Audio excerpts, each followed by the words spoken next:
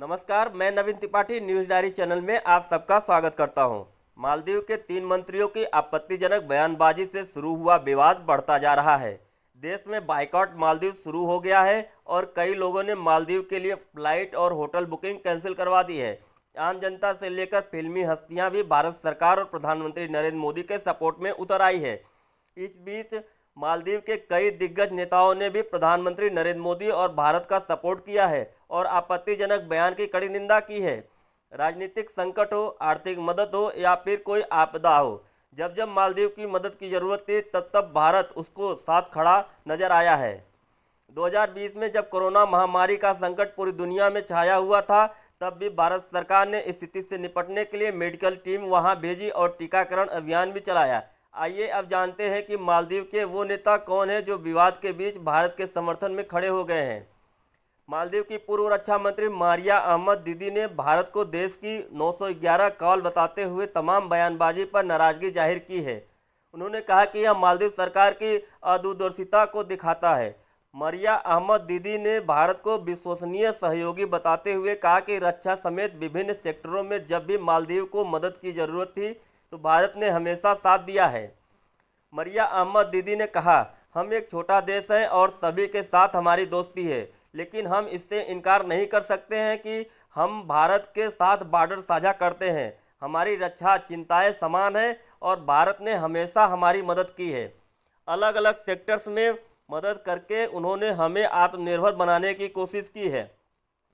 मालदीव की विपक्षी party Maldivian democratic party के प्रमुख फयाज इस्माइल ने मोहम्मद मुइज्जू सरकार से यह मामले में कड़ी कार्रवाई करने की अपील की है। उन्होंने कहा कि यह आपत्तिजनक बयानबाजी उन लोगों की व्यक्तिगत राय है और उन्हें लगता है कि सरकार को इस मामले में कड़ा रुख अपनाना चाहिए।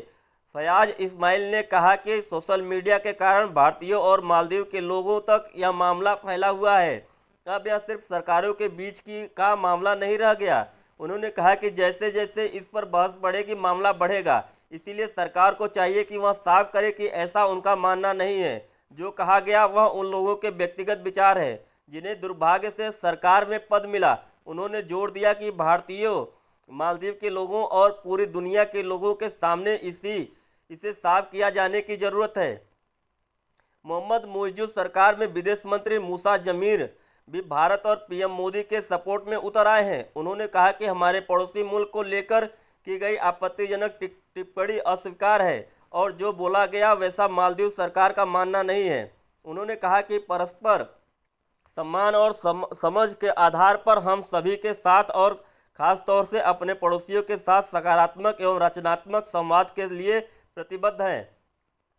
पूर्व राष्ट्रपति मोहम्मद सोलेह ने कहा, हम मालदीव सरकार के मंत्रियों की ओर से की गई टिप्पणी की निंदा करते हैं। भारत हमेशा मालदीव का अच्छा मित्र रहा है और इस तरह की गई टिप्पणी करके दोनों देशों के सदियों पुराने रिश्तों को पर नकारात्मक प्रभाव डालने की इजाज़त नहीं देनी चाहिए। मालदीव के पूर्व विदेश मंत्री अब्दुल्ला शाहिद ने भी पीएम मोदी पर आपत्तिजनक टिप्पणी का विरोध किया और कहा कि ऐसे लोगों को मर्यादा का ख्याल रखना चाहिए क्योंकि उन्हें लोग जानते हैं। वह कोई सोशल मीडिया एक्टिविस्ट नहीं है। उन्होंने कहा, पब्लिक फिगर्स को अपनी मर्यादा का ख्याल रखना चाहिए और याद रखना चाहिए कि वह सोशल मीडिया एक्टिविस्ट नहीं है। उन पर देश के हित की रक्षा करने की जिम्मेदारी है। उन्होंने कहा, भारत एक परखा हुआ और अटूट सहयोगी है। हर मुश्किल में वह मदद के लिए सबसे पहले आगे आने वालों में से है। हमारा रिश्ता सम्मान, इतिहास, संस्कृति और लोगों के बीच मजबूत संबंधों से जुड़ा है।